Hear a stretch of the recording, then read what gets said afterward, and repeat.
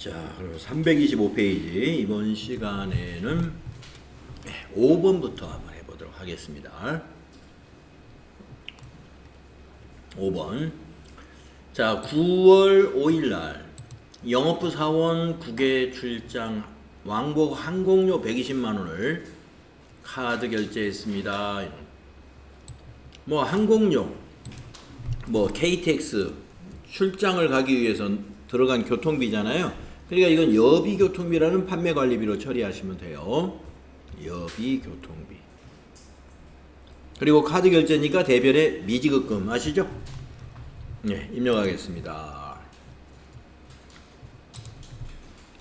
9월 5일 3번 차변의 여비교통비 812번 거래처 지나가고 저교에다가는 출장 항공료 넣어주면 될 것 같고요. 금액은 120만원 엔터하고 대변에 미지급금 253번이죠. 거래처는 삼성카드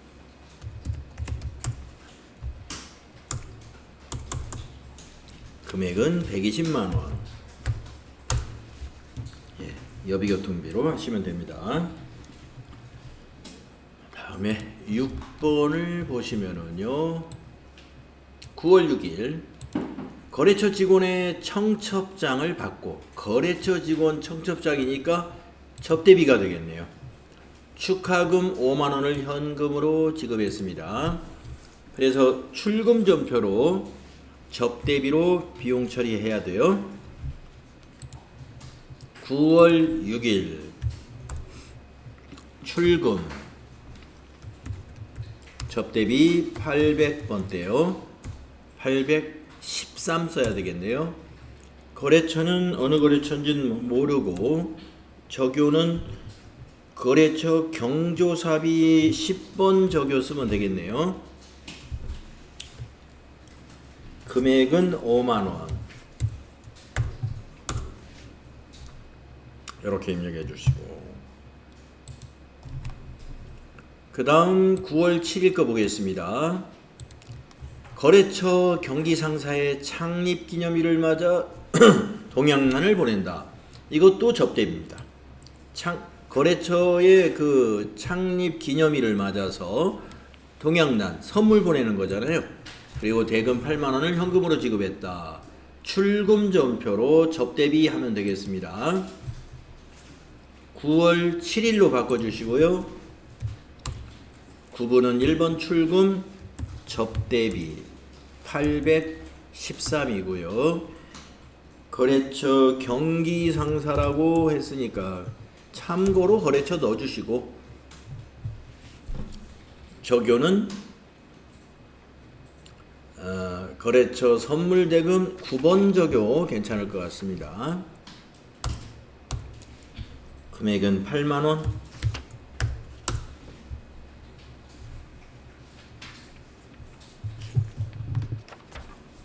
네, 접대비가 이런 것들이 접대비가 됩니다. 다음 페이지로 넘어가서요 8번을 보시면은 9월 8일날 신상품 설명회 후에 거래처 직원과 함께 식사하고 네, 거래처 직원과 식사하고 우리가 돈을 냈으면 접대비예요. 대금 45,000원은 삼성카드로 결제했다. 네, 미지급금 그러면서 접대비 처리합니다. 차변의 접대비 대변의 미지급금 입력할까요? 9월 8일 3번 차변의 813번 접대비 거래처는 그냥 지나가야 되겠고요. 적요는 카드로 접대했으니까 1번 적요 괜찮을 것 같습니다. 거래처 접대비 신용카드 법인 금액은 45,000원 대변의 미지급금 미지급금의 거래처는 삼성카드가 되겠죠. 삼성카드 9960일.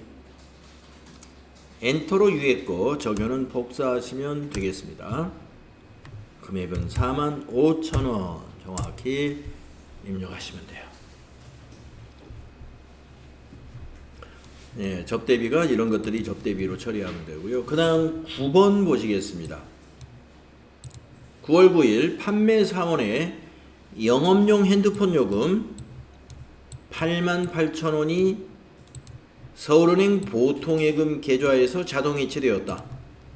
네, 그러면 이제 보통예금에서 이체됐으니까 자산 감소죠. 대변의 보통예금, 차변에 여러분 이 회사의 뭐 전화요금이라든가 또는 영업사원들에게 영업용 핸드폰을 지급하고 요금 내는 거라든가 이거 다 통신비예요. 예. 비용 발생 차변이니까요. 차변의 통신비 800번대로 비용 처리하십니다. 자, 9월 9일로 바꿔주시고요. 3번 차변의 통신 814번 거래처는 그냥 지나가야 되겠네요. 적용에다가는 영업용 핸드폰 요금이라고 영업용 이렇게 넣어주시고 금액은 88,000원 88 플러스 대변이 103번이죠. 보통예금 103번이니까요. 거래처는 서울은행으로 코드 입력해 줘야 되죠. 서울은행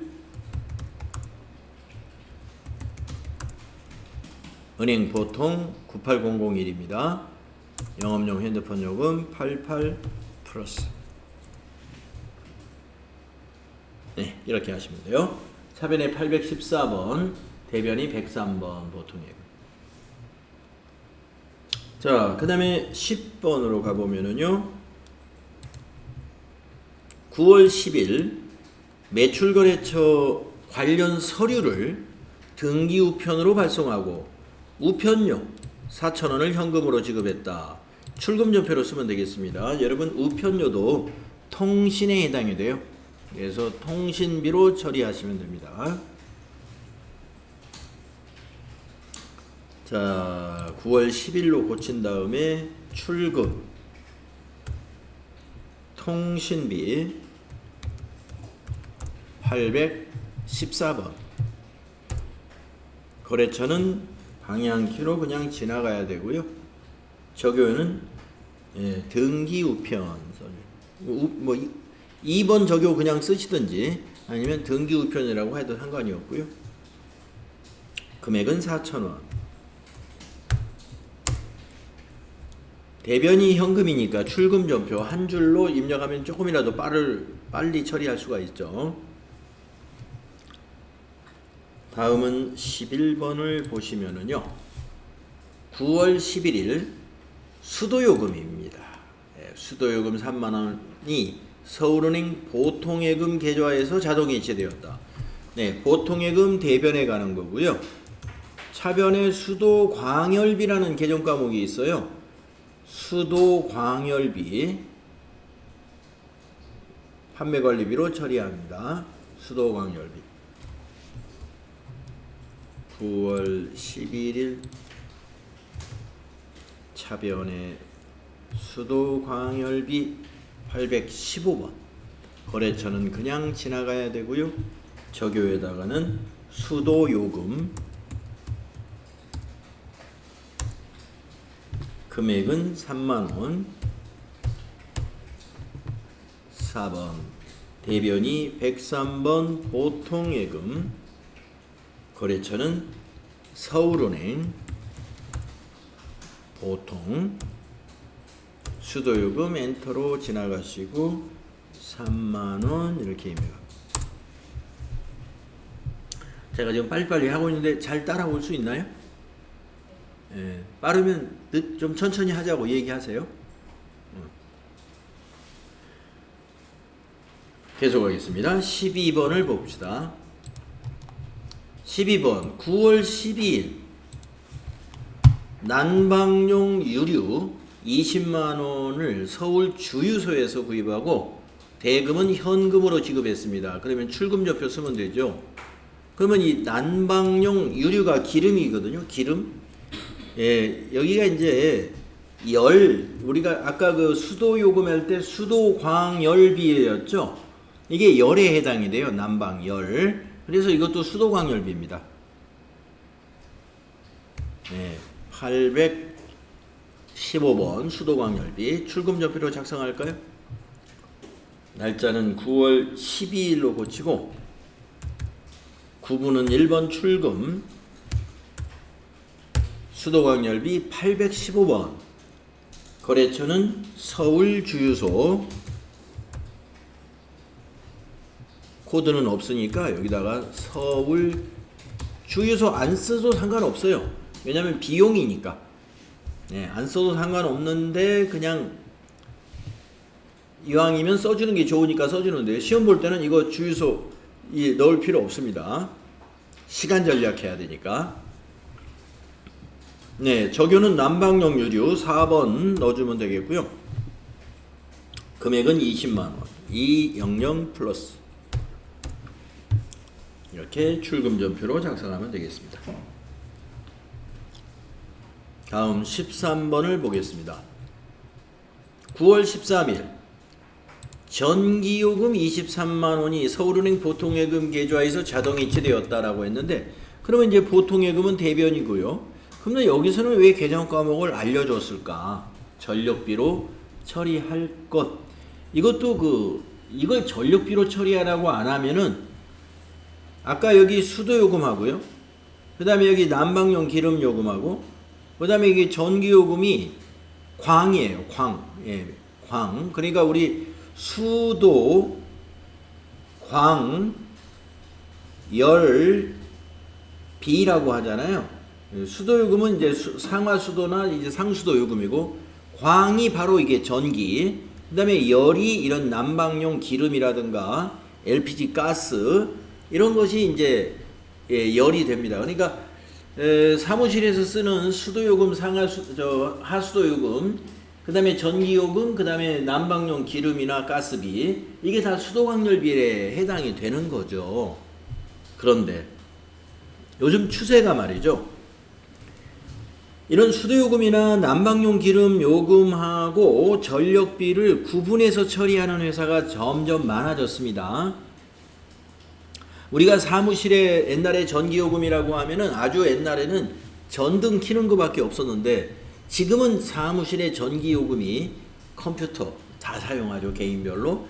그 다음에 공기청정기다, 뭐 에어컨이다, 복사기, 복합기, 뭐 여러가지 장비. 이 전기 쓰는 그 기계가 사무실에 잔뜩 있어요. 그러니까 사무실의 전기 요금이 옛날처럼 이런 전등만 쓰는 그런 요금 작은 규모가 아니고 이게 금액이 좀 커졌습니다. 그래서 이거를 독립시켜 가지고 따로 전력비로 회계 처리하는 회사가 많아요. 아니, 공기청정기가 수도광열비가 아니고 공기청정기는 비품이죠. 저걸 샀을 때는. 근데 저런 걸 운영을 하려면은 전기요금이 나가잖아요. 근데 이런 거 빌려 쓰는. 빌려 쓰는 것은 다 임차료예요. 예. 우리가 이제 이런 복사기 같은 것도 빌려 쓰는 경우 있습니다. 예. 그래서 우리가 이제 빌려 쓴다 그러면 리스라고도 하는데 그 리스도 임차료예요. 예. 빌려 쓰는 건 다 임차료입니다. 자, 그러나 여기서는 지금 전기요금 얘기니까 전기요금 수도광열비로 할 수도 있기 때문에 여기서 뭐라고 그랬다? 전력비로 하라 이렇게 알려줬다는 거예요. 자, 그러면 전력비 중에 판매관리비는 800번대로 꼭 해야 돼요. 자, 입력하겠습니다. 9월 13일 차변 3번 전력 맨 끝에 있는 816번으로 해야 돼요. 사무실 전력비. 자, 거래처는 지나가시고 적요에다가는 전기요금이라고 하면 되겠죠. 전기요금 금액은 23만원 엔터 하고 대변에 103번 보통예금의 거래처는 서울은행. 이건 거래처를 코드로 꼭 넣어야 되죠. 서울은행 보통. 적요는 엔터로 전기요금 그거 복사하면 되고요. 대변에다가 230 플러스 이렇게 입력하시면 됩니다.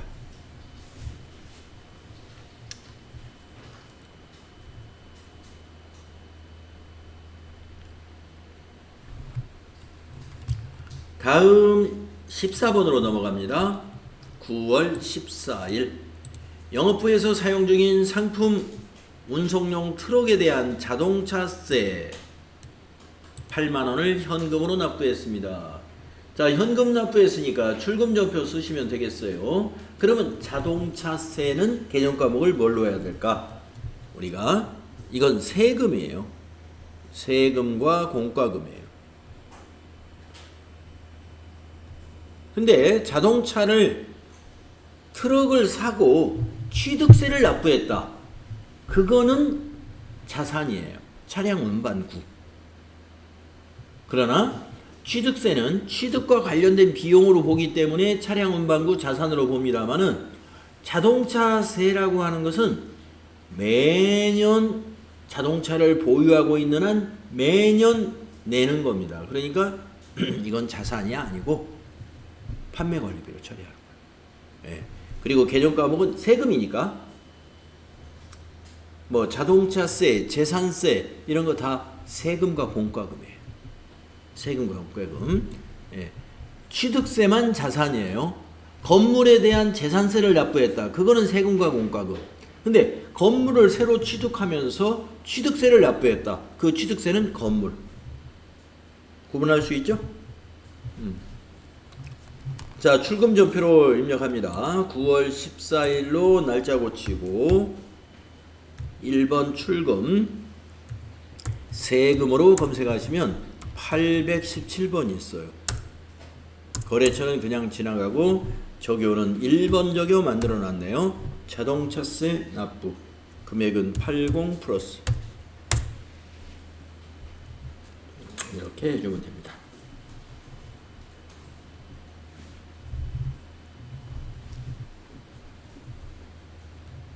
다음에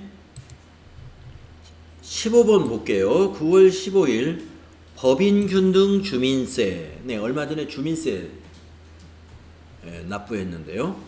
7월 달에 납부했나? 8월 달. 네. 자, 법인균등 주민세 10만 원 현금으로 납부했다. 현금 납부했으니까 출금전표 쓰시면 되고요. 주민세도 세금이에요. 세금과 공과금 처리하면 되겠습니다. 자, 9월 15일로 고치시고 1번 출금 세금과 공과금 800번 817번 거래처는 그냥 지나가고요. 적요에다가는 주민세라는 적요가 없으면 여기다 입력해 주면 됩니다. 여기다가 주민세 납부 또는 그냥 주민세 하시고 10만원 입력하시면 됩니다.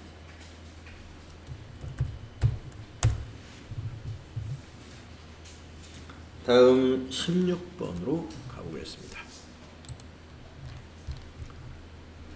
9월 16일입니다. 상품 운송용 트럭에 대한 면허세 현금으로 납부했다. 18,000원. 예, 면허세도 자동차세와 같이 세금과 공과금 처리하십니다. 입력하겠습니다. 9월 16일로 날짜 바꾸고요. 1번 출금한 다음에 817번 세금과 공과금 거래처는 그냥 지나가고요. 적요에다가는 면허세라고 입력하면 되겠습니다. 면허세 금액은 18,000원.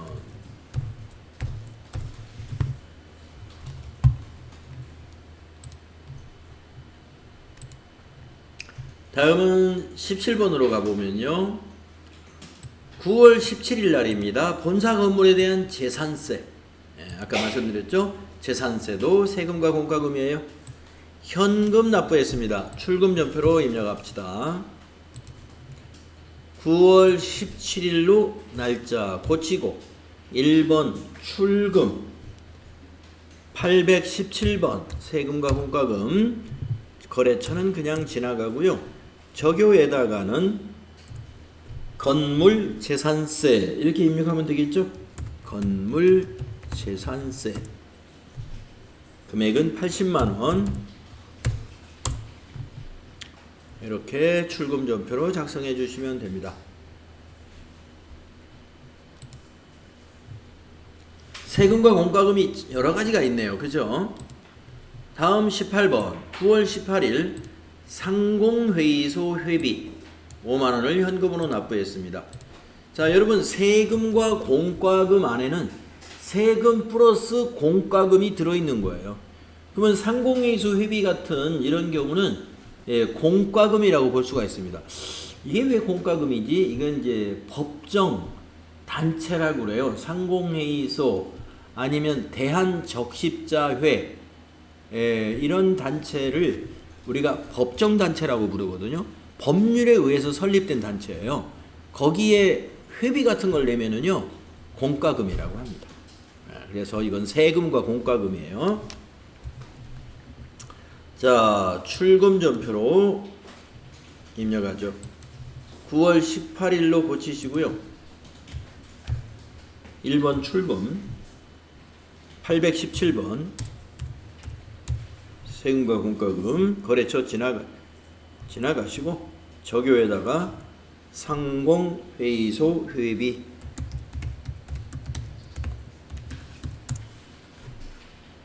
5만원 입력하시면 되겠죠.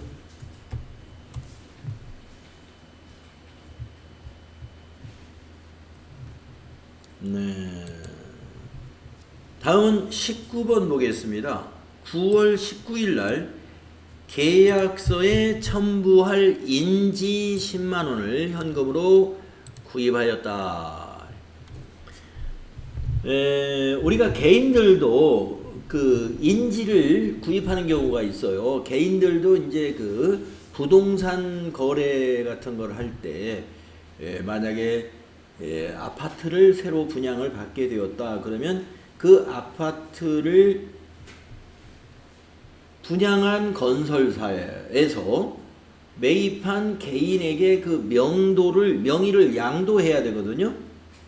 잔금을 치르면 그때 그 명의를 양도하기 위해서 우리가 이제 아파트 계약서라는 걸 쓰는데요. 그 아파트 계약서가 제대로 인정을 받으려면요. 거기에 인지가 들어가야 됩니다. 인지세라는 걸 납부해야 돼요. 그래서 우리 개인들도 인지라는 걸 사는 경우가 있는데 법인도 마찬가지로 중요한 계약 같은 거에서는 인지를 붙여가지고 이것이 공인을 받는 거예요. 그 인지를 통해서. 그래서 자, 인지는 인지세법에 따른 세금이다. 여러분 알고 계시고요. 인지. 그래서 세금과 공과금으로 처리하시면 돼요. 자, 출금전표로 쓰면 되겠네요. 현금으로 했으니까. 자, 9월 19일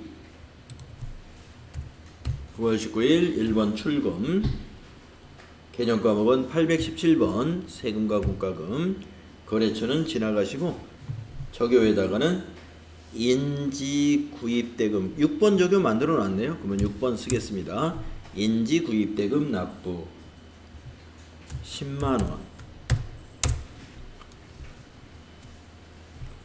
이렇게 하시면 됩니다.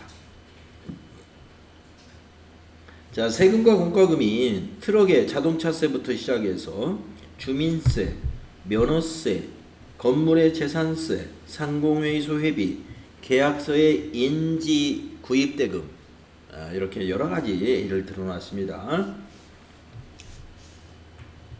다음은 20번을 보겠습니다. 9월 20일이고요. 국민연금보험료 46만원을 현금으로 납부했답니다. 국민연금보험료의 50%는 급여 지급 시 원천 징수한 금액이니까 여러분 예수금이라는 거 아실 거고, 그러니까 50%니까 23만원이란 얘기죠. 그리고 50%는 회사 부담분이다. 당사는 회사 부담분을 세금과 공과금으로 처리하고 있다. 이것도 마찬가지예요. 만약에 세금과 공과금으로 처리하고 있다를 안 했을 때 어떤 사람은 국민연금은 누구의 연금이에요? 직원들의 연금입니다. 회사 입장에서는 종업원의 연금이에요. 종업원의 연금을 회사가 절반을 부담해 준다? 그러면 종업원의 복지를 위한 거 아니냐 해서 복리후생비라고 처리하는 회사도 있을 수 있는 거예요. 그거 꼭 틀렸다고 볼 수는 없어요. 예, 그런데 우리 회사는 이거는 공과금으로 보겠다. 이거는 공과금으로 보겠다. 그래서 세금과 공과금으로 처리하라 그랬으니까 23만 원을 세금과 공과금 817번으로 처리하면 돼요. 자, 입력하겠습니다. 9월 20일.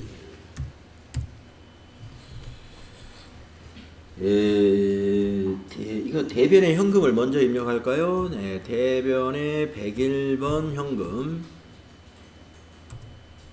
저교에는 국민연금 보험료 납부라고, 그냥 국민연금 납부 이렇게만 해도 되겠죠. 국민연금 납부. 금액은 46만 원. 차변에 예수금, 부채 감소. 적용은 그대로 엔터로 복사하시고 23만 원. 부채 감소시키고요. 또 차변에 817번 세금과 공과금. 엔터 국민연금 납부 23만 원. 이렇게 입력하는 거죠. 근데 만약에 어떤 분이 출금전표 예수금, 출금전표 세금과 공과금, 그리고 저기에다가 국민연금 납부, 국민연금 납부 이렇게 두 줄로 출금전표를 쓰면 어떠냐? 틀린 것은 아니에요. 그렇게 해도 관계는 없어요. 하지만 이거는 출금전표로 두 줄로 작성하는 것보다 이렇게 세 줄로 대변의 현금, 차변의 예수금, 차변의 세금과 공과금 이렇게 작성하는 것이 더 바람직하다고 할 수 있는데요. 왜 그러냐면은 우리가 전표라 하는 것은요, 그 거래 건수 단위로 작성하는 게 좋아요. 거래 건수 단위. 자, 이 거래는 국민연금 납부 건입니다. 그러면 이 국민연금 납부 건이 한 건의 전표로 이렇게 2번으로 하나로 묶어 있는 게 좋다는 거죠. 근데 만약에 출금 전표 두 줄로 쓰게 되면은 예수금 건과 세금과 공과금 건으로 전표가 분리가 돼요. 전표 번호가 달라진다 이거죠. 관리상 그렇게 좋은 건 아니에요. 그렇게 하게 됩니다. 그래서 현금 납부했다고 그래서 전부 다 출금 전표로 할 필요는 없어요. 지금 같으면은 그거보다는 세 줄로 작성하는 것이 나중에 이 전표의 사후관리 차원에서 더 바람직한 것이다.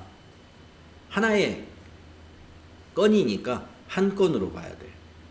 그래서 전표를 이렇게 대체 전표로 대변 현금, 차변의 예수금, 차변의 세금과 공과금 이렇게 하는 게 좋다는 거죠. 다음에 21번으로 가보겠습니다.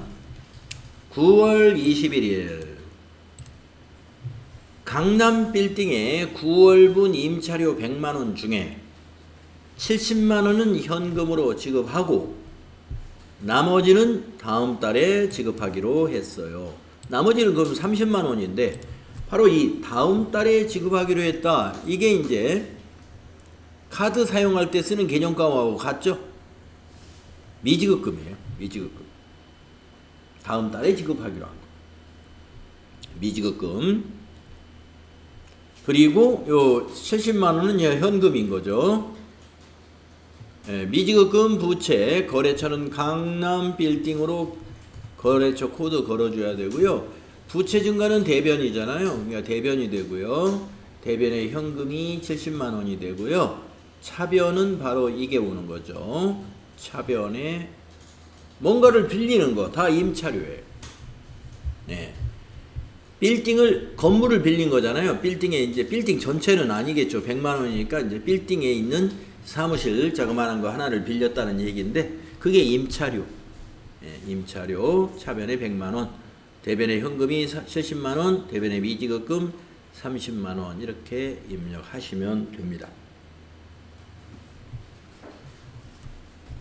자, 9월 21일 거 날짜 고친 다음에 3번 차변에 임차료 800번대 819번 써야 됩니다. 거래처는 강남 빌딩. 이거 안 넣어도 임차료니까 안 넣어도 되긴 되는데 적요는 9월 임차료.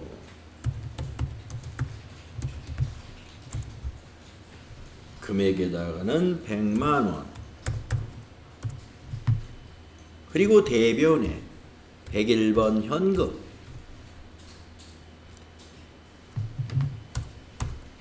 적요 엔터로 복사하시고 70만 원. 또 대변에 미지급금. 미지급금은 253번. 미지급금의 거래처는 꼭 코드로 넣어야 돼요. 40231 40231 강남빌딩 9월 임차료 30만원이 미지급금이다. 반드시 코드로 입력해야 되는 거래처는 요 미지급금이에요. 임차료와 현금은 문자로 안 넣어도 되고 코드 안 넣어도 상관없습니다. 하지만 입력해주면 참고사항이 많이 되겠죠. 그렇지만 안 넣어도 상관없어요. 왜냐하면 거래처 원장하고 관계가 없으니까. 그러나 미지급금은 뭐예요? 채무 계정 과목이잖아요. 이것은 거래처 원장이 만들어져야 돼요. 반드시. 그래서 거래처 원장을 조회하라는 문제가 나올 수가 있기 때문에 거래처 원장이 정확히 만들어져야 되거든요. 그런 것은 거래처를 꼭 코드로 넣어야 된다는 거. 이거 까먹어서는 안 되죠.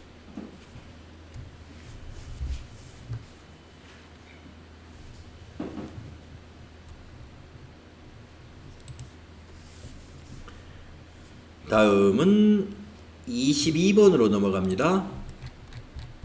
9월 22일 사무실에 에어컨을 수리하고 대금 9만원을 현금으로 지급했어요. 가로 열고 수익적 지출로 회계 처리할 것. 자, 이제 에어컨이면 비품이지 않습니까? 우리가 비품을 고쳤을 때 그 수리비가 성격이 두 가지가 있습니다. 자본적 지출의 성격과 수익적 지출의 성격이 있는데 자본적 지출이면 비품, 자산으로 봐야 돼요. 그런데 수익적 지출이면 수선비로 보는 거예요. 비용으로 봐라 이런 얘기예요. 그래서 출금전표로 수선비 입력하시면 돼요. 자, 9월 22일로 날짜를 고치고 1번 출금 수선비 820번을 써야 됩니다. 거래처는 방향키로 그냥 지나가시고 적요에다가는 에어컨 수리라고 쓰면 되겠습니다.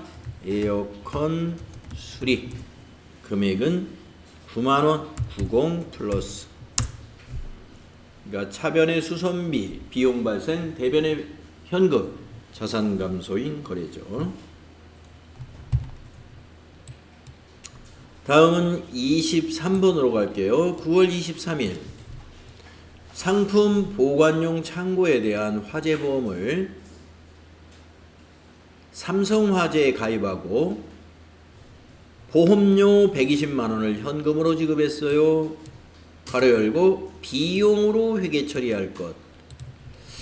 자, 여러분이 생각하기에 보험료는 당연히 비용일 것 같은데 굳이 비용으로 회계 처리하라 이런 것을 추가해주는 이유가 뭘까?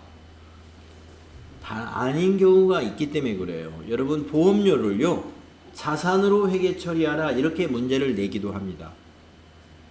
그래서 비용으로 처리하라 그러면 보험료로 처리하면 됩니다. 그런데 자산으로 처리하라 라고 문제를 내면 이거 알아둬야 돼요.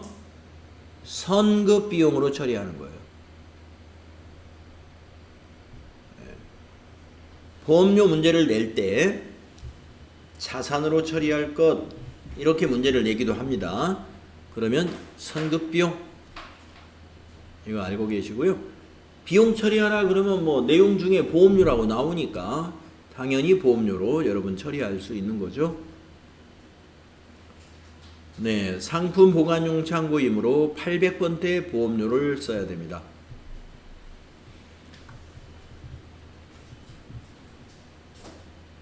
자, 그러면 9월 23일 출금 전표로 보험료 800번대 입력할게요. 9월 23일로 고치고 1번 출금 보험 검색하면 821번 찾을 수 있죠. 거래처는 그냥 지나가시고요. 적요에다가는 그 내용을 써주면 돼요. 예. 화재보험료 납부 3번 만들어 놨네요. 3번. 금액은 120만원.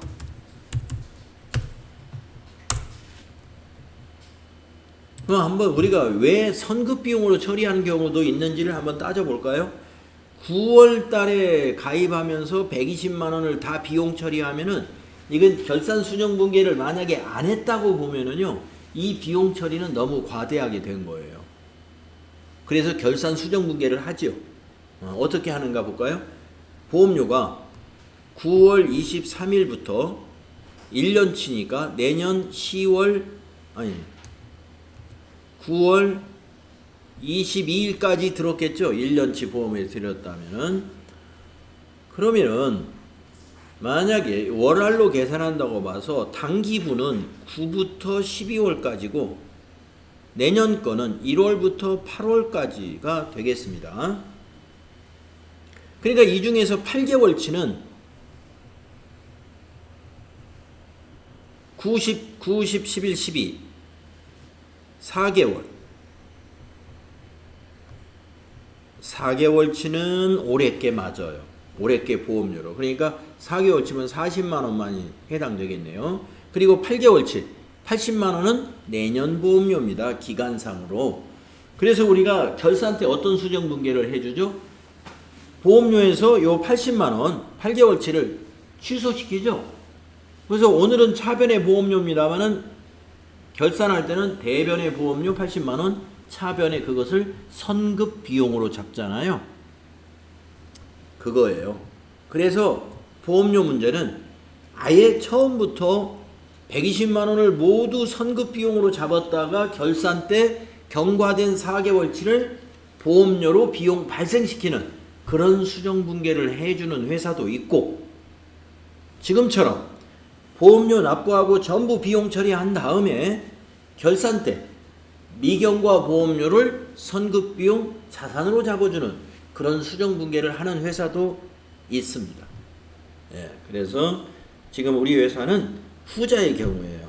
보험료 납부하면은 전부 일단 비용 처리했다가 결산 때 미경과 보험료를 선급 비용으로 수정하겠다. 그런 취지입니다. 그래서 아까 제가 보험료에 웬 선급 비용이냐, 예, 그게 있을 수 있는 이유에 대해서 지금 말씀드리는 거예요. 보험료는 나중에 결산 때 선급 비용으로 정리하는 절차가 필요해요. 자, 그 다음에 9월 24일 거 보죠. 24번. 영업용 승용차 엔진 오일을 보충하고 카센터에 현금 4만원을 지급했다. 출금 전표. 이런 자동차 수리와 관련된 거잖아요. 차량 유지비입니다. 차량 유지비. 이건 수선비를 쓰는 게 아니라 차량 유지비라는 개정 과목을 따로 씁니다. 자, 날짜는 9월 24일입니다. 9월 24일 1번 출금 차량 유지비인데요.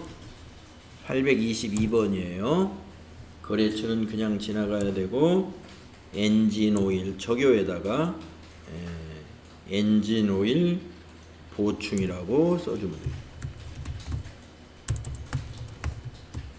금액은 4만원 이렇게 입력하시면 돼요. 출금 전표.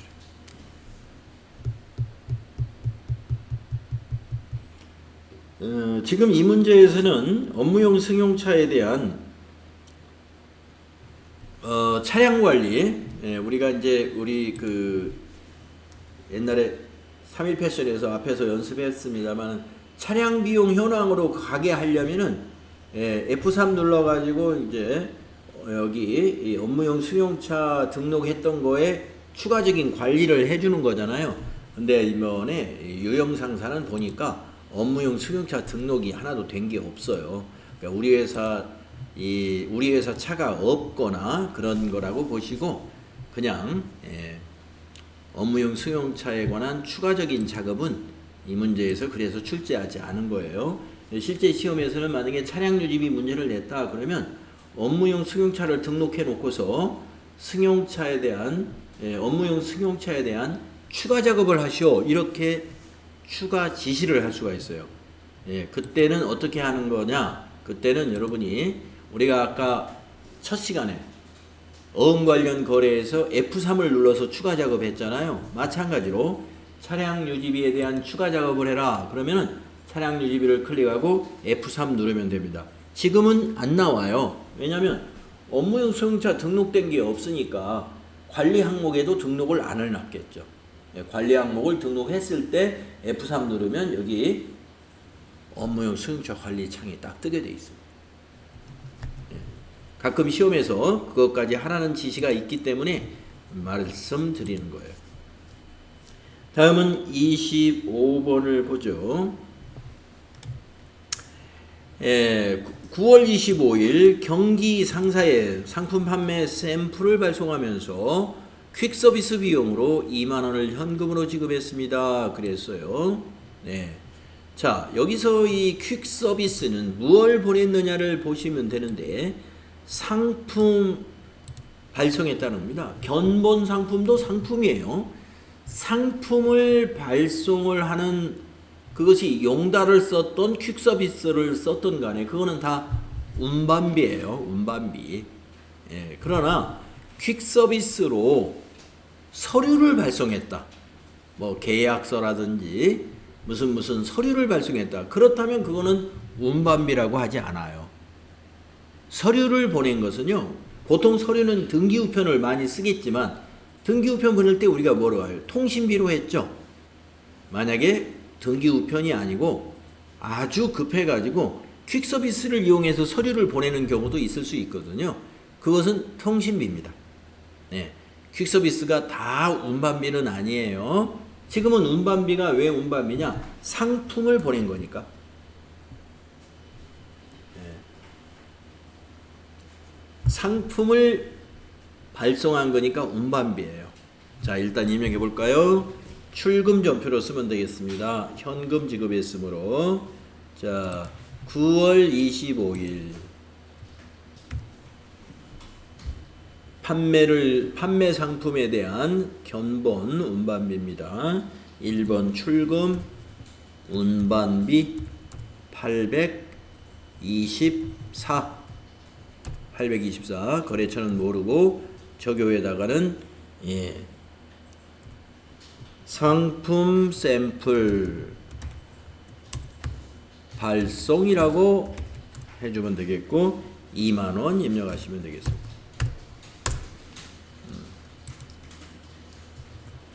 상품 샘플 발송 운반비. 자, 그러면 제가 여기서 한번 질문 한번 해보겠습니다. 만약에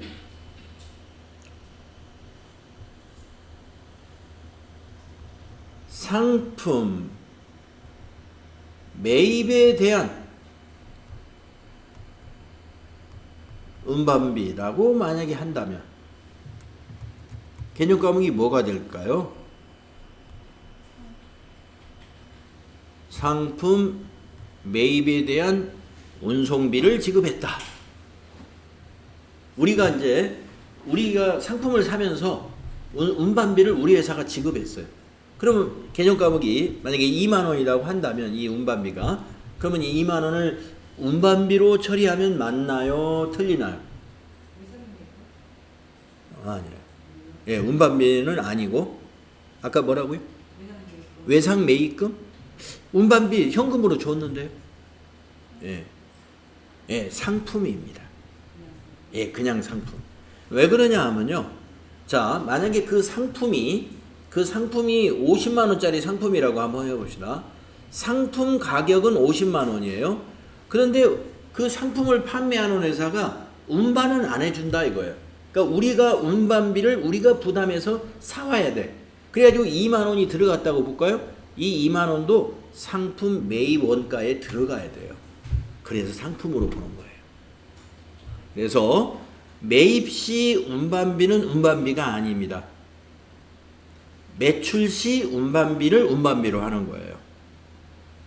도소매업에서 꼭 기억하시고, 제조업에서도 제조업은 원재료를 매입하겠죠. 원재료 매입하면서 들어가는 운반비는 그냥 원재료비예요. 예, 원재료로 봐야 돼요. 원재료 비가 아니라, 비는 그 원재료를 공장에 투입할 때 비가 되는 것이고, 일단 구입하는 것은 원재료라는 자산입니다. 자, 매입 시 운임은 비용이 아니라는 것을 기억하십시오. 예, 비용이 아니다. 지금 이거는 매입 시가 아니라 판매 상품 샘플 발송이에요. 그러니까 이건 판매용 발송이 운반이 되는 겁니다. 그래서 운반비가 된다. 그거 좀 구분하시면 되겠습니다. 자, 그러면 또 쉴 시간 갖고요. 쉬는 시간 갖고 26번부터 다음 시간에 또 이어서 해보죠.